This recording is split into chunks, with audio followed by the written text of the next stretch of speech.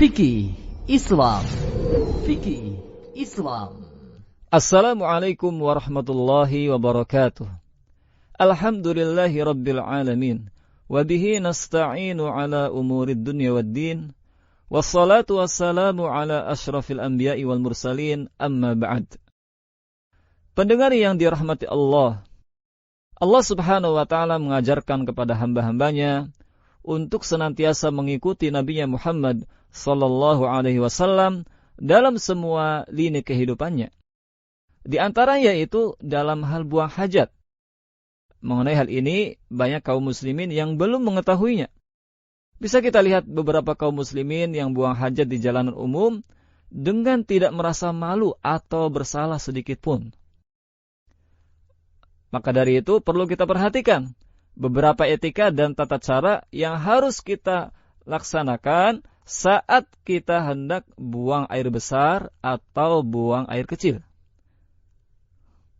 Di antaranya, adab atau tata cara dalam buang hajat yang dicontohkan oleh Rasulullah sallallahu alaihi wasallam yaitu yang pertama, tidak diperkenankan membawa benda apapun yang bertuliskan lafaz Allah subhanahu wa ta'ala, kecuali jika dikhawatirkan akan hilang atau karena tidak adanya tempat penitipan barang. Hal ini berdasarkan pada hadis yang diriwayatkan oleh Imam Bukhari dan Muslim yang bersumber dari Anas bin Malik radhiyallahu anhu, bahwasanya Rasulullah SAW memakai cincin yang bertuliskan Muhammad Rasulullah setiap kali hendak ke dalam toilet. Lalu beliau melepaskannya terlebih dahulu. Al-Imam Al-Hafiz Ibnu Hajar Al-Asqalani rahimahullah memberikan komentar berkaitan dengan hadis ini dengan kata-kata, ini hadis ma'lul atau cacat. Abu Daud rahimahullah juga berkata, ini hadis mungkar. Meskipun begitu, bagian pertama dari hadis ini adalah sahih. Kemudian yang kedua yaitu menjauh dan memasang tabir sehingga tidak terlihat oleh orang lain, terutama saat buang air besar. Hal ini bertujuan agar suara yang keluar darinya tidak terdengar atau baunya tidak tercium oleh orang lain.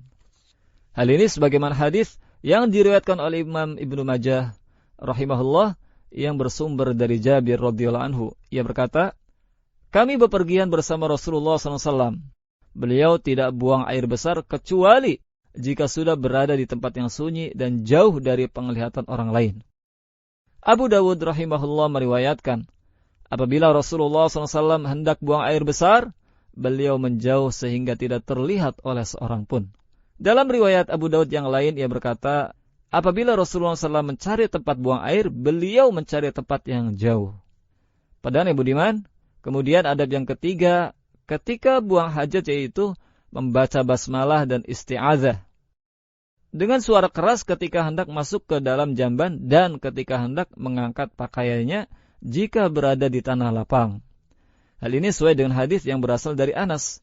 Ia berkata apabila Rasulullah SAW hendak memasuki jamban, beliau sallallahu alaihi wasallam baca, Bismillah, Allahumma inni a'udzubika minal khubuthi wal khaba'ith.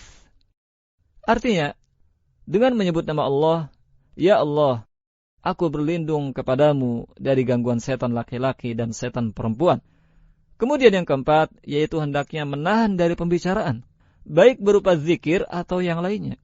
Oleh karena itu, orang yang berada dalam jamban tidak diwajibkan menjawab salam atau azan, kecuali jika ada sesuatu yang amat darurat dan penting, seperti memberi arahan kepada orang buta yang dikhawatirkan akan terjerumus ke dalam jurang. Jika seorang bersin sedangkan ia sedang berada di jamban, maka cukup baginya membaca hamdalah dalam hati tanpa mengucapkannya dengan lisan. Hal ini sebagaimana hadis yang berasal dari Ibnu Umar radhiyallahu anhuma, bahwasannya ada seorang lelaki melintasi Rasulullah sallallahu alaihi wasallam yang saat itu beliau sedang buang air kecil. Lalu lelaki tersebut mengucapkan salam kepada Rasulullah SAW, tapi beliau tidak menjawab salamnya. Kemudian dalam riwayat Imam Ahmad rahimahullah, sahabat yang mulia Abu Sa'id radhiyallahu anhu pernah berkata, saya mendengar Rasulullah SAW bersabda, jangan sampai ada dua orang laki-laki masuk ke dalam satu jamban secara bersamaan. Lalu keduanya membuka aurat sambil berbincang-bincang. Sebab Allah Subhanahu wa Ta'ala amat murka dengan perbuatan yang demikian itu. Hadis ini secara lahir mengharamkan berbicara di dalam jamban. Namun, para ulama telah sepakat bahwa hukum berbicara dalam jamban adalah makruh. Pendengar yang budiman, kemudian adab yang kelima ketika hendak buang hajat, yaitu hendaknya tetap mengagungkan kiblat dengan tidak menghadap ke arahnya ataupun membelakanginya. Hal ini sebagaimana riwayat Imam Muslim rahimahullah dari Abu Hurairah radhiyallahu anhu. Ia berkata bahwasanya Rasulullah SAW pernah bersabda, yang artinya, jika salah seorang dari kalian duduk untuk buang hajat, hendaknya ia tidak menghadap arah kiblat atau membelakanginya. Larangan dalam hadis ini mengandung arti makruh. Hal ini berdasarkan penjelasan dari hadis Ibnu Umar. Ia berkata, pada suatu hari saya memasuki rumah Hafsah, dan saya melihat Nabi Muhammad SAW sedang membuang hajat dengan menghadap ke arah Syam dan membelakangi arah kiblat. Pada suatu hari saya memasuki rumah Hafsah radhiyallahu anha, dan saya melihat Nabi Muhammad SAW sedang membuang hajat dengan menghadap ke arah Syam dan membelakangi arah Ka'bah. Maka dari kedua hadis tersebut dapat disimpulkan bahwa larangan menghadap ke arah kiblat jika berada di tanah lapang. Sementara kalau berada dalam ruangan tertutup, diperbolehkan menghadap arah manapun termasuk ke arah kiblat. Hal ini sebagaimana riwayat Abu Dawud rahimahullah bahwa Marwan al-Asghar berkata, saya pernah melihat Ibnu Umar radhiyallahu anhu menghentikan untanya dengan menghadap ke arah kiblat. Kemudian ia kencing menghadap ke arah untanya. Saya bertanya, wahai Abu Abdurrahman, bukankah Rasulullah Sallallahu Alaihi Wasallam melarang hal yang demikian? Ibnu Umar menjawab, benar, tapi larangan itu ketika di tempat terbuka. Dengan demikian, jika terdapat penghalang antara orang yang membuang hajat dengan kiblat, maka ia dibolehkan menghadap ke arah mana saja. Demikianlah pendengar yang dirahmati Allah, di antara etika dan tata cara buang air besar dan kecil. Semoga bermanfaat. Amin ya rabbal alamin. Wallahu ta'ala a'lam.